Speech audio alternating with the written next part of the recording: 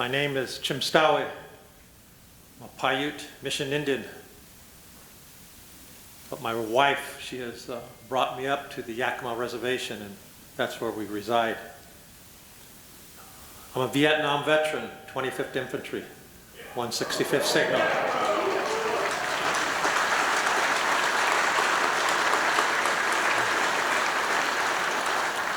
Six years ago, we passed the law in Washington State, Welcome Home Vietnam Veterans.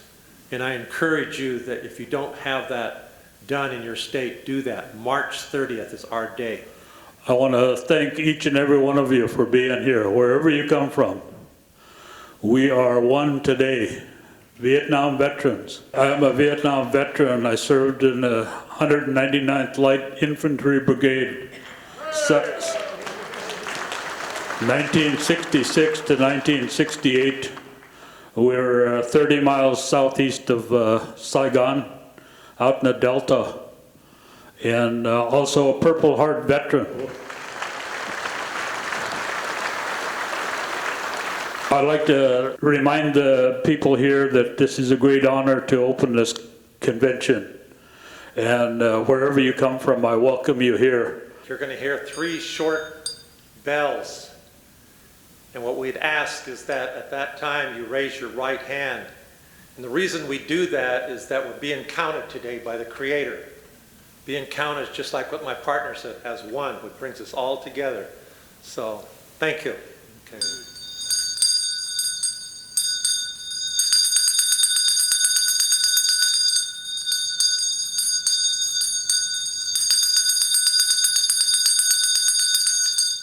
Welcome to Vietnam Veterans of America's 19th Biennial National Convention.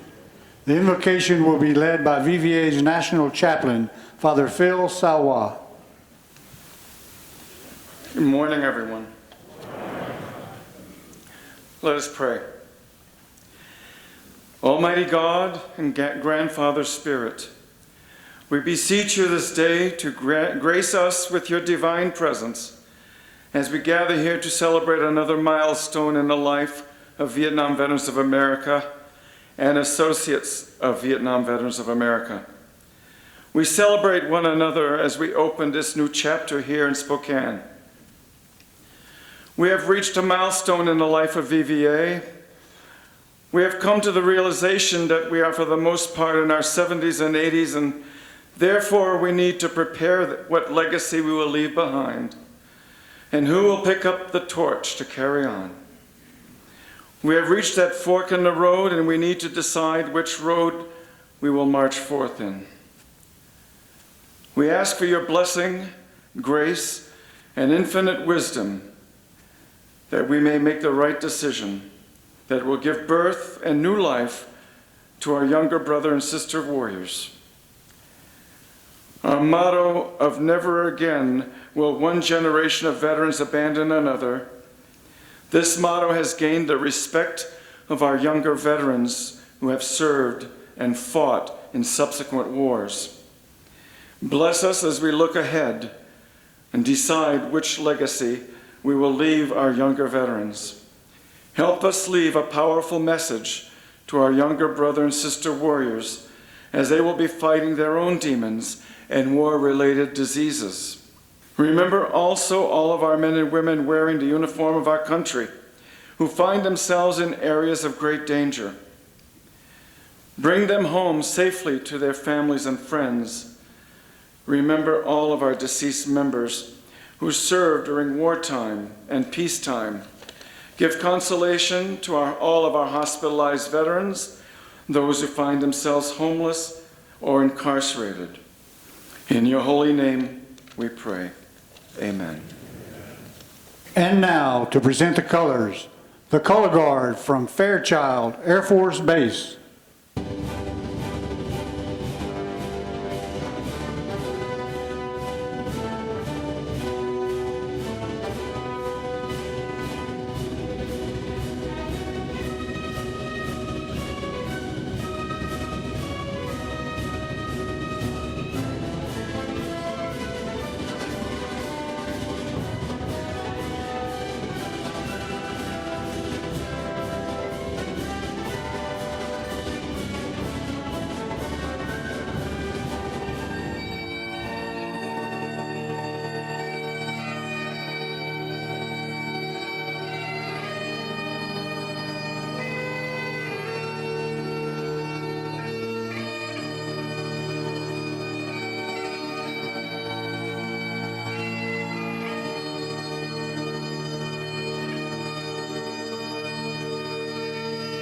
Michelle Wilwax from VVA Chapter 862 in Pennsylvania. Oh, say, can you see by the dawn's early light what so proudly we hailed at the twilight's last gleaming, whose broad stripes and bright stars through the perilous fight o'er the ramparts we watched were so gallantly streaming in the rocket's red glare, the bombs bursting in air gave proof through the night that our flag was still there.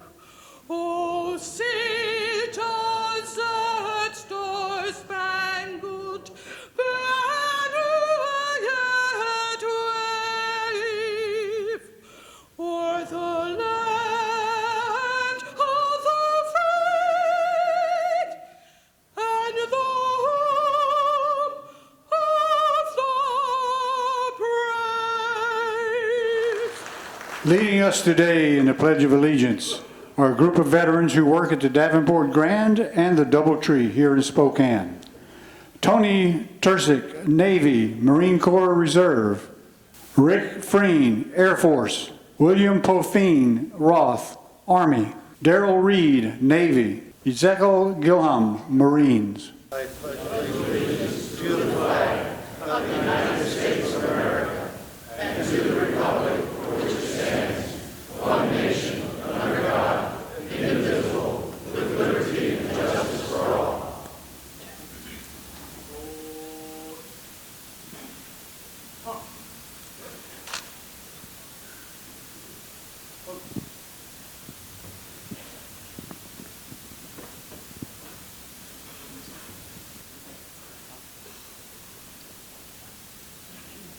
We'll bring the service flags in one by one. Feel free to stand and let your allegiance be professed. That means holler.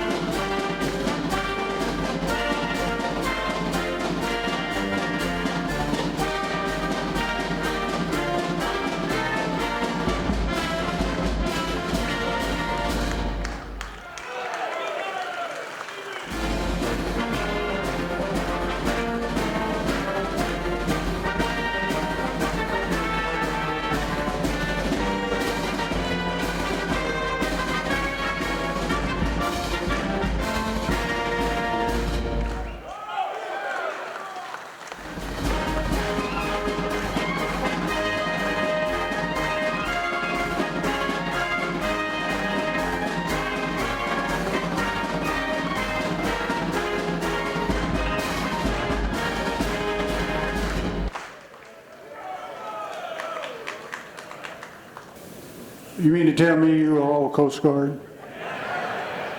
Happens every year.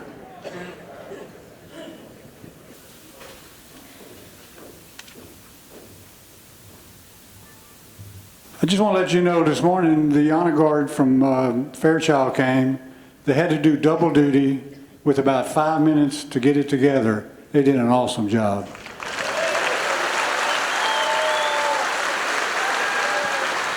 All right, please welcome your national officers. Secretary Bill Meeks. Vice President Marcia Four.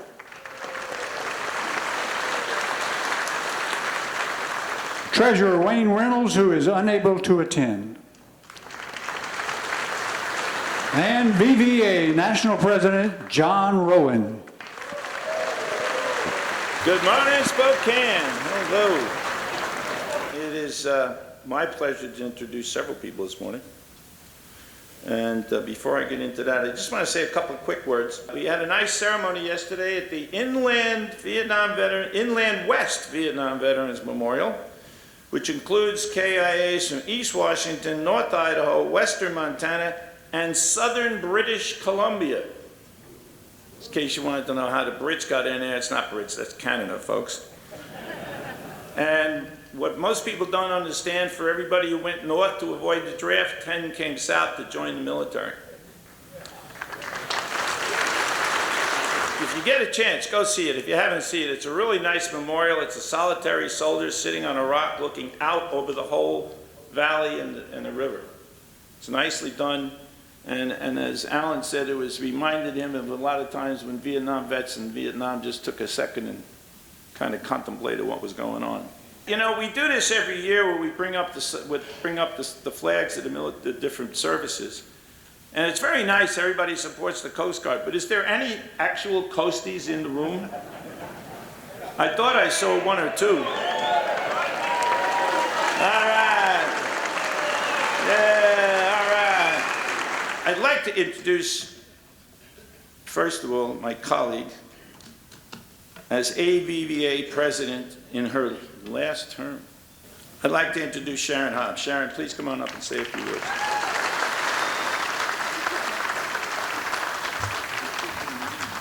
On behalf of the Associates of Vietnam Veterans of America, I welcome you to AVVA's 10th National Convention and our 20th anniversary celebration.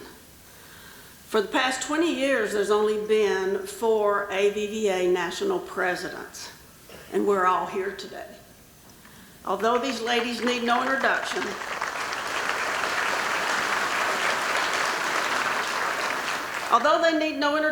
they certainly deserve recognition.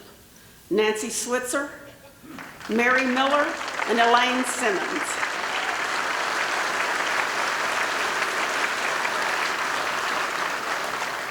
Ladies, I personally thank you for your never-ending service, your undying dedication, and the unconditional love that you have for AVVA. In April this year, AVVA suffered another horrendous loss in the passing of our Vice President. Elaine Mackey has been termed by some of AVVA's as our quiet giant, which suited her very well. She had a good heart and a strong mind, and we still miss her very much. We've had another record year. Our membership is at an all-time high, and we passed the 10,000 member mark last fall.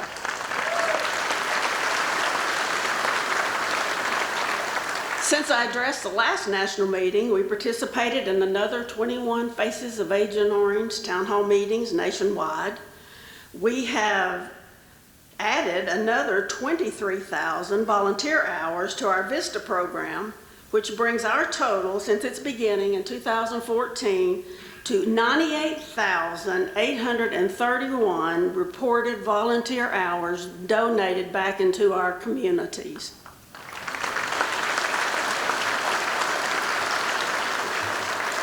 Our Paper Safe continues to be our most successful program. We're now at the end of our 5th printing with the current distributor. Another printing has been budgeted for this fall, bringing our total to 70,000 copies printed since 2012. This term, we introduced a new program formatted and designed to bring awareness and education to families concerning VA benefits due them because of their veteran service. Our spousal and survivor benefits program is designed to guide our chapters through the process of conducting educational seminars in a town hall meeting format in local communities. All the tools and instructions necessary to guide the organizer through a successful event are listed on our website. The in-memory plaque was first dedicated in 2004. The inscription on the plaque reads, "In honor of the men and women who served during the Vietnam War and later died as a result of their service. We honor their sacrifice.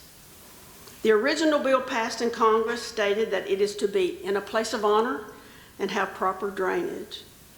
Through perseverance and partnering with Vietnam Veterans Memorial Fund, the repair is finished.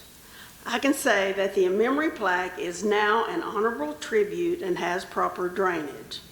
The rededication took place on Memorial Day in 2019, which means that our longest and most endearing project is now completed.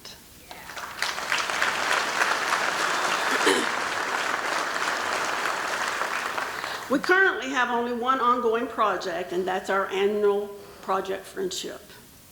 The drive will end this Saturday with the closing ceremonies and with a presentation of a check to Volunteer Services of America serving Eastern Washington and Northern Idaho. VOA offers transitional housing for homeless veterans along with educational programs to prepare them for integration back into society. Our goal is $15,000 this year, and we're not there. We need your support. We will be accepting donations until Friday morning. And once again, Sandy Miller, VVA's National Homeless Committee Chair and our advisor, has guided us into choosing a worthy cause in Spokane. This week, VVA will most likely be making critical decisions that will not only determine your future, but affect ours as well.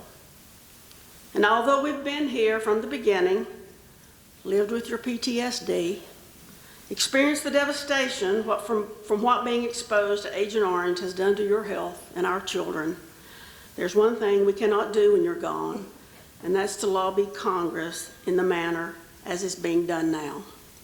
However, we will continue to inform and educate families and survivors on the effects of being exposed to toxic exposures, to recognize the signs and symptoms of secondary PTSD, and to ensure that your survivors and your families are aware of the benefits due them because of your service. We've developed a strategic plan to help guide us through this transition, whatever your decision may be. Our strategic plan is rather lofty, and it's lengthy, but our goal is to cultivate and establish a self-sustaining organization so that we may continue our mission. And although there are many facets and goals to our plan, it does not include a plan for going away. We are here.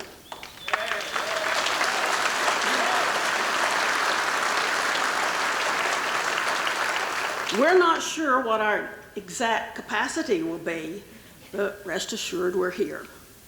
Last September, AVVA converted to a 501c3 organization, and with this change, we are now eligible for sizable, tax-deductible grants and donations from outside sources.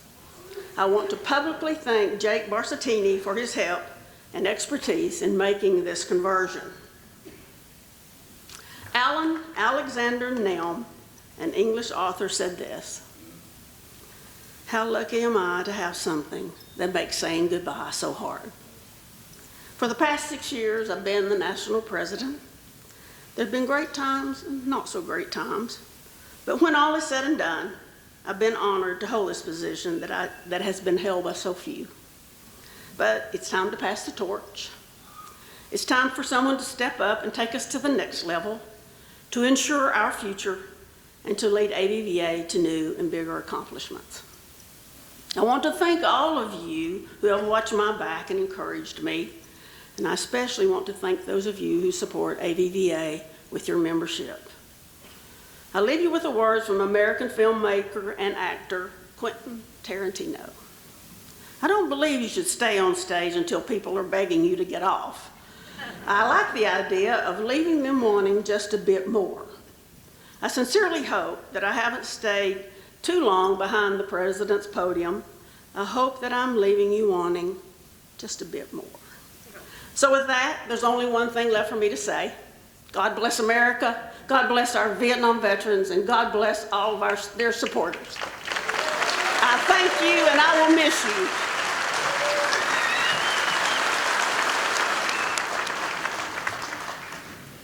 Our next speaker is the local kid, sort of.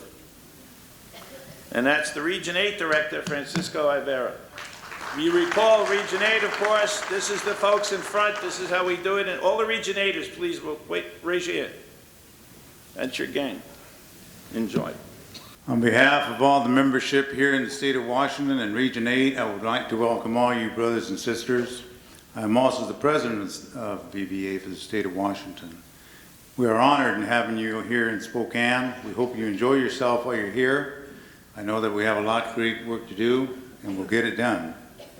But most importantly, I think that it's you, my brothers and sisters who are here, who still care about the Vietnam Veterans of America. I am proud to say that I'm a Vietnam veteran and that I welcome you, and on behalf again of all our state and Region 8, welcome home. Thank you.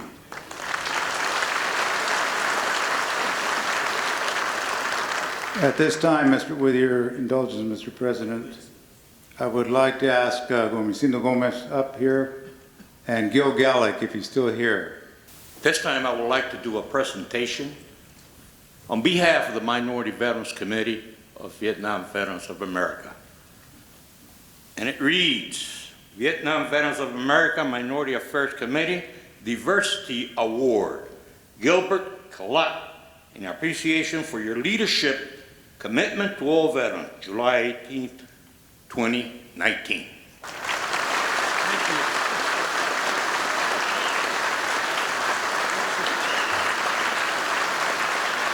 Our keynote speaker joined the United States Army in 1964. He served in the Vietnam War as a radio telephone operator with Company D of the 1st Battalion, 12th Cavalry in the 1st Cavalry Division. All right, all you first got up, guys, go ahead. On December 15, 1967, during a vicious firefight in Binh Dinh Province, he rescued 3 fellow 1st Cav troopers and stayed with them when the rest of the company withdrew. For 2 hours, using only his rifle and a grenade, he single-handedly defended the wounded men against enemy attack. He had crossed 70 meters of exposed terrain 5 times to carry them to a more secure area. For these courageous actions, he was awarded the Medal of Honor in 1970.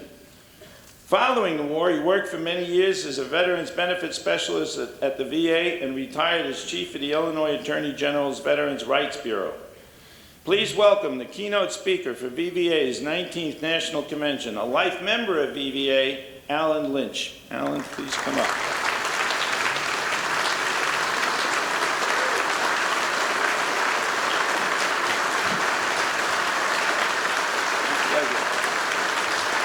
Thank you.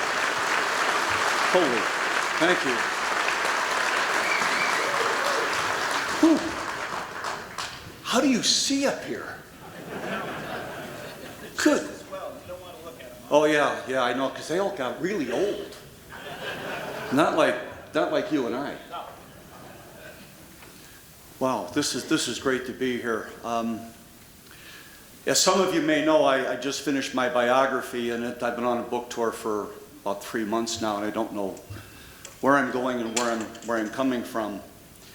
And it was kind of funny when I started to write it, because I didn't want to. I retired in 2005, and I thought, you know what I want to do is I want to go home, I want to go fishing, I want to maybe kill Bambi and eat it. I was going to save maybe Thumper for later. I was going to hike the Appalachian Trail because I love to walk.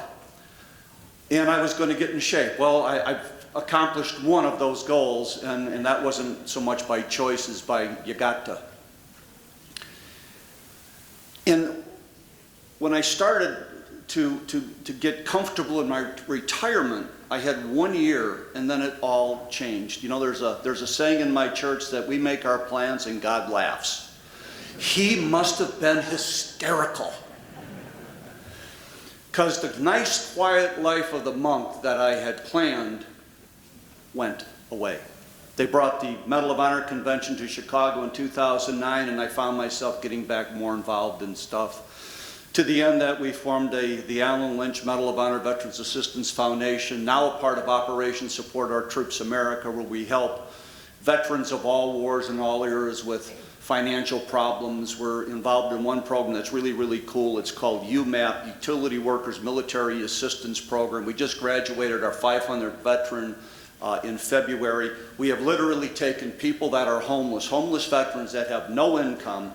Our pride and joy is a young man that came up from Puerto Rico who was devastated by the hurricane, lost everything. His wife and his child were living there. We put him into this program. He's now making $80,000 a year working as a union member and working for People's Gas in Chicago, and he is one of many that we've been able to help with things like that.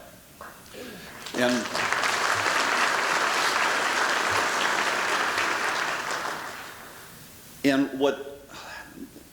as this foundation, this stuff was going on, I started being told that I needed to write a book. See, I was bullied as a kid. I've never been the stereotypical hero. I never jumped out of airplanes. I always felt they're going to land, so what's the point? And if I couldn't get there by my feet or by walking, why go? And being infantry, that made me happy. I'm a leg and proud of it. Thank you. And I do like helicopters, I got to tell you. But as I was getting older, you know, you get old and you start to reflect on things. And a lot of my friends said, you know, there's a lot of kids being bullied. And they don't know that there's life at the end of that trail. There's kids that are bad students that feel that they're going to be failures all their lives. And there's veterans that are suffering post-traumatic stress, and you seem to be able to conquer most of it. And though you fight it every day, and I do, that I've learned how to deal with it and get over it and work through it. And so I was kind of guilted into writing this book, bullied, if you will. Because my friends kept saying, you got to write the book. When are you going to write the book? You haven't wrote the book yet and all that. As I started to write it, what I found out was that there was something else going on. Writing a biography means you go back in your life and you start looking at all the things that you've done. Well, a lot of my life has revolved around, especially since Vietnam, has been all veteran. And Vietnam Veterans of America was the first organization I actually joined and became a little involved with. I didn't want to get into, as we used to say, and isn't this the arrogance of everything, I didn't want to join the older organizations. Yeah, the hats, or the more traditional organizations. Guess what? We is them. Yeah, like I said, some of you all got real old. I didn't, mostly.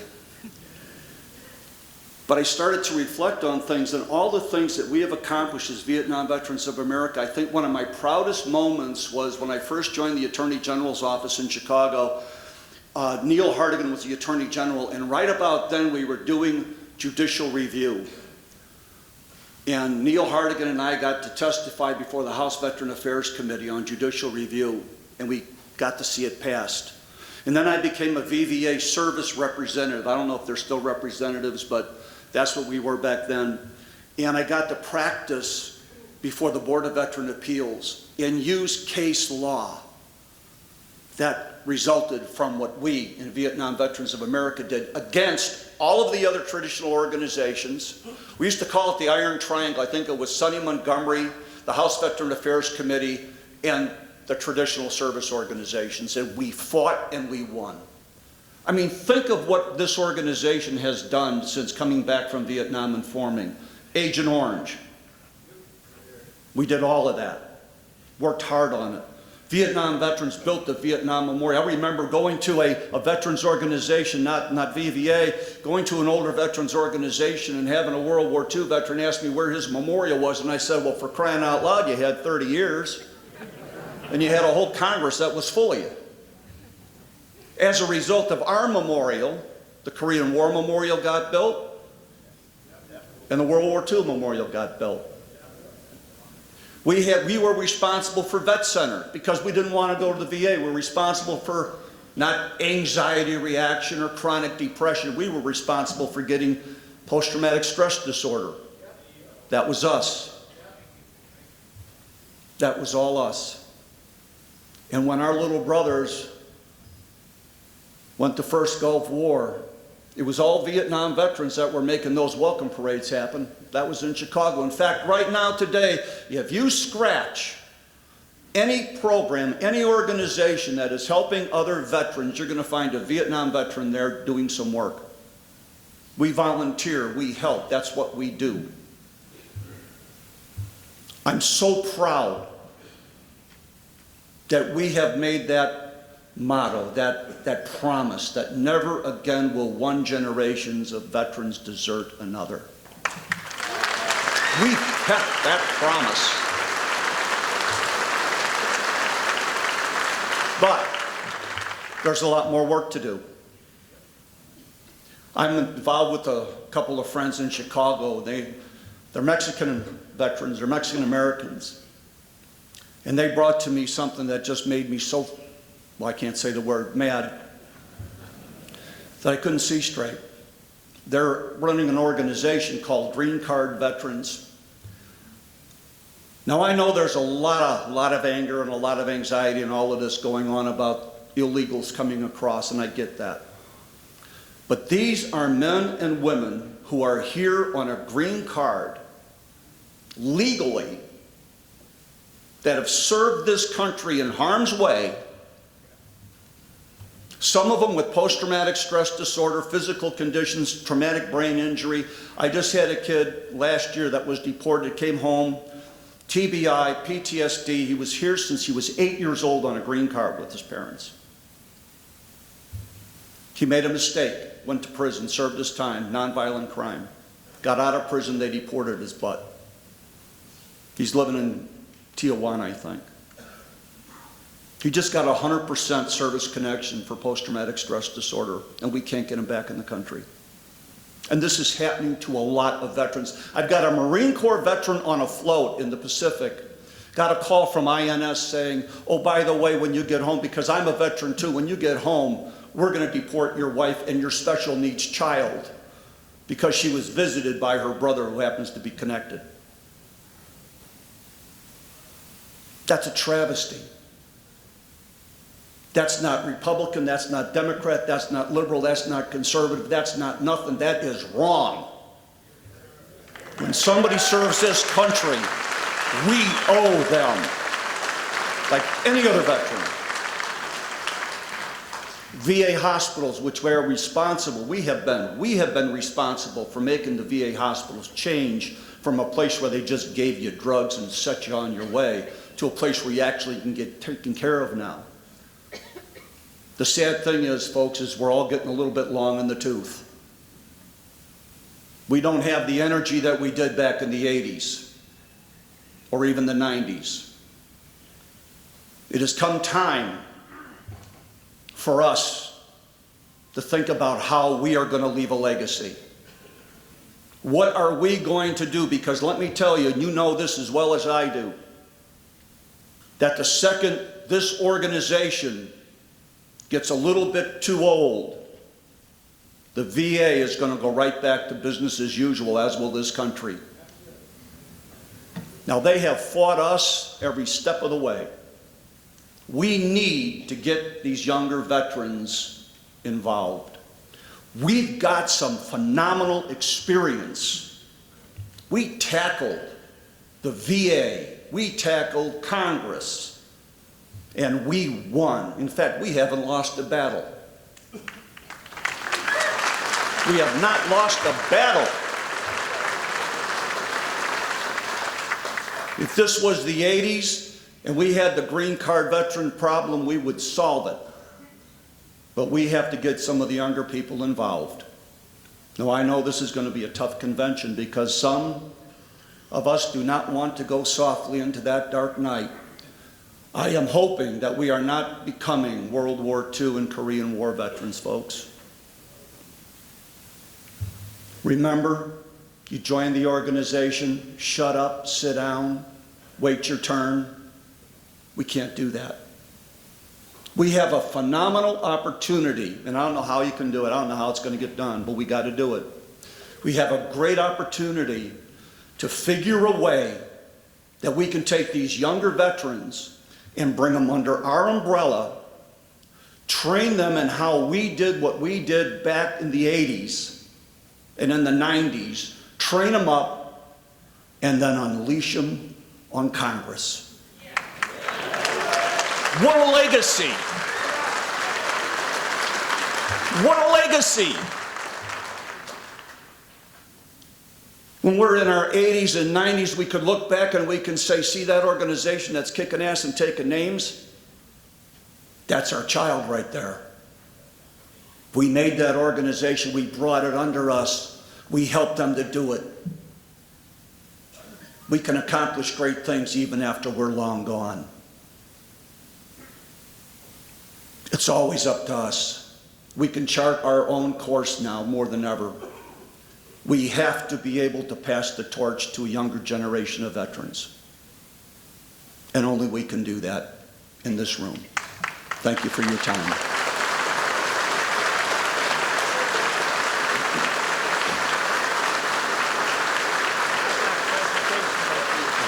Not much of one, but I got one.